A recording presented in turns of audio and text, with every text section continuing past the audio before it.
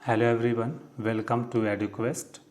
आज हम लोग कंपनी की रूल को देखेंगे कि किस तरीके से बंगाल में कंपनी ने अपना शासन इस्टेब्लिश किया, किस तरीके से कॉन्स्पिरेसी की और बंगाल की दीवानी हासिल की। तो 8 सालों का पीरियड 1757 से लेकर के 1765 तक, इन 8 सालों में बंगाल पे 3 नवाब ने शासन किया, सिराजुद्दौला, मीर जाफ़र और मीर कासिम। बंगाल वो प्रोविंस था जो सबसे ज़्यादा फर्टाइल था। फर्टाइल होने के साथ साथ ये सबसे ज़्यादा रिचेस्ट भी था। सबसे ज़्यादा अमीर स्टेट अगर कोई था प्रोविंस तो वो बंगाल था।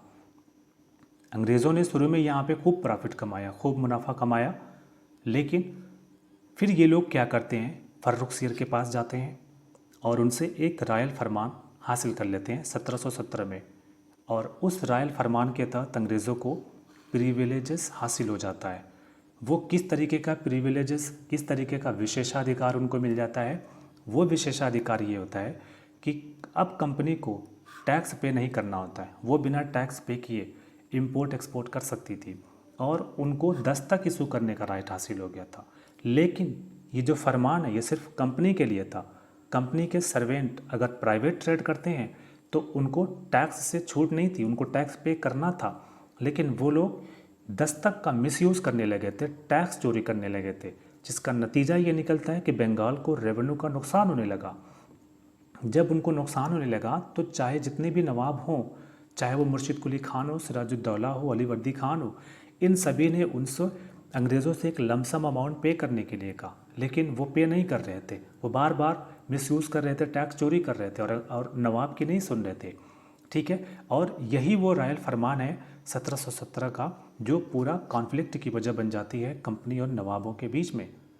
उसी बीच 1756 में मीर सिराजुद्दौला बंगाल के तख्त पे बैठता है।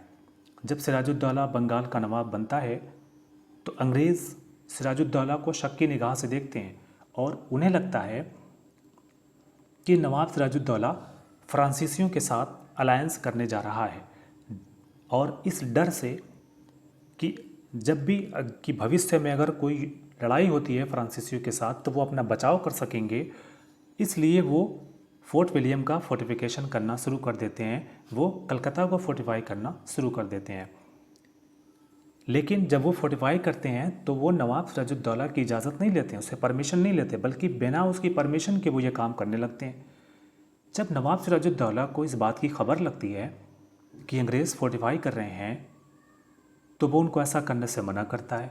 बार बार मना करने के बाद वो नहीं मानते हैं। मजबूरन नवाब सिराजुद्दौला अंग्रेज़ों की जो फैक्ट्री थी कासिम बाज़ार में उस पर हमला कर देता है और फोर्ट विलियम पे कब्ज़ा कर लेता है।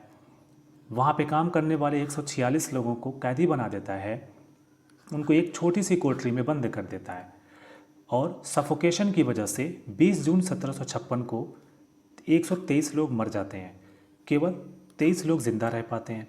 अंग्रेज़ जो हिस्टोरियंस हैं, जो इंग्लिश हिस्टोरियंस हैं, वो इस घटना को ब्लैक होल ट्रेजिडी के नाम से याद रखते हैं। तो आपको आपके लिए इंपॉर्टेंट हो जाता है ब्लैक होल ट्रेजिडी।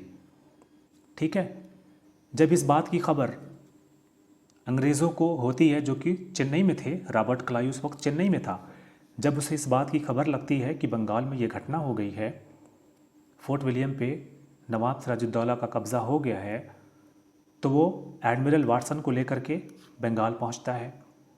और जब ये बंगाल पहुंचता है तो बंगाल में अब शुरू होता है षड्यंत्र का खेल, कॉन्स्पिरेसी का खेल। और रॉबर्ट क्लाइव मीर जाफ़र को अपने खेमे में शामिल कर लेता है, उसके साथ सांठगांठ करता है और उसको बंगाल के तख्त पे बिठाने का लालच देता है। नतीजा ये निकलता है कि मीर जाफ़र सिराजुद्दौला के साथ गद्दारी करना शुरू कर देता है।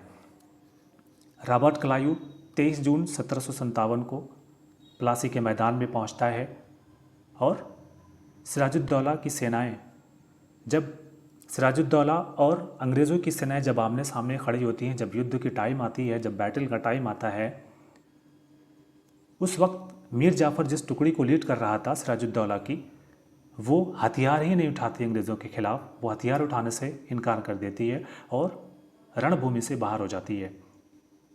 सिराजुद्दौला अकेला पड़ जाता है और वो लड़ता है, लेकिन उसकी हार होती है। बाद में मीर जाफ़र, जो कि खुद एक गद्दार था, तो उसका बेटा पीछे क्यों रहेगा, मीर जाफ़र का लड़का मीरन वो नवाब सिराजुद्दौला की हत्या कर देता है। बैटलफील्ड में नवाब सिराजुद्दौला के दो वफादार सिपाही मीर मदान और मोहनलाल, ये दोनों बहादुरी के साथ लड़ते हुए अपनी जान गंवा देते हैं। लेकिन ये उनको अपनी जान क्यों गंवानी पड़ी, क्योंकि मीर जाफ़र और राय दुर्लभ जैसे लोगों ने नवाब सिराजुद्दौला के साथ गद्दारी की।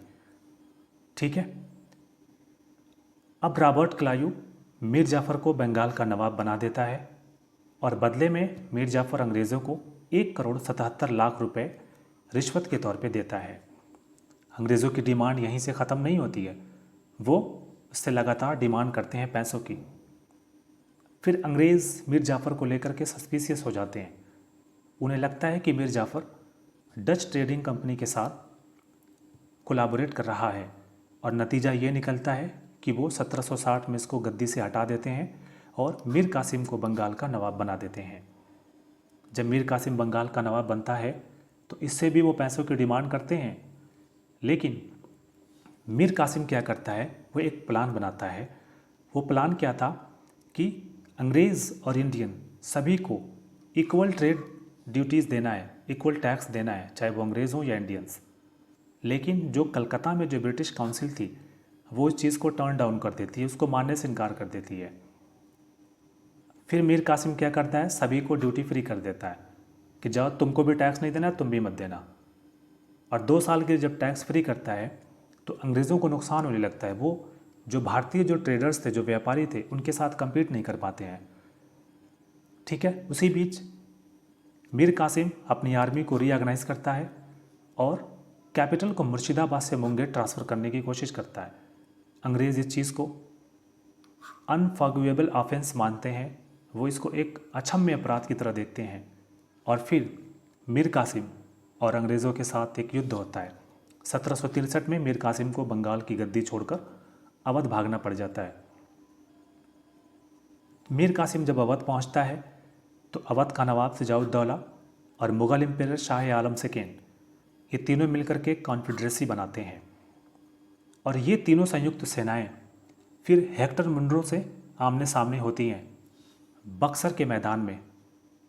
तो 22 अक्टूबर 1764 को बक्सर का बैटल होता है।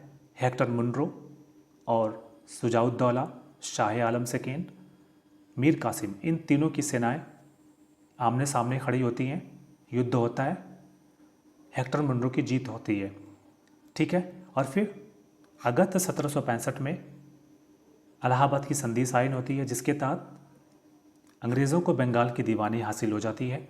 अब अंग्रेज़ पूरे बंगाल के, बंगाल, बिहार, उड़ीसा, वो इसके मालिक बन जाते हैं। वो खूब सारे पैसे इकट्ठा करते हैं, वो रेवेन्यू कलेक्ट करना शुरू कर देते हैं और बंगाल में डुअल गवर्नमेंट सिस्टम लगाते हैं, जिसके तहत जो रियल पावर है वो कंपनी के हाथ में होती है, लेकिन जो एडमिनिस्ट्रेशन की जिम्मेदारी है वो नवाब के हाथ में होती है। और जो मुग़ल एम्पायर है शाह आलम सेकेंड, इसको इलाहाबाद में कंपनी का कैदी बना के रखा जाता है। ठीक है, तो आपको याद रखना है प्लासी का बैटल रॉबर्ट क्लाइव और सिराजुद्दौला के बीच 1757 को लड़ा जाता है। और ब्लैक होल ट्रेजेडी आपको याद रखनी है। बक्सर का बैटल याद रखना है 1764 को। हेक्टर मुनरो और सिराजुद्दौला, मीर कासिम और शाह आलम सेकेंड, इन तीनों के बीच में होता है। ठीक है, और इलाहाबाद की ट्रीटी जो साइन होती है अगस्त 1765 में। ठीक, आपको ये फैक्ट याद रखना है। तो आज के लिए इतना ही, फिर हम मिलते हैं अगली वीडियो में नए टॉपिक के साथ। Thank you.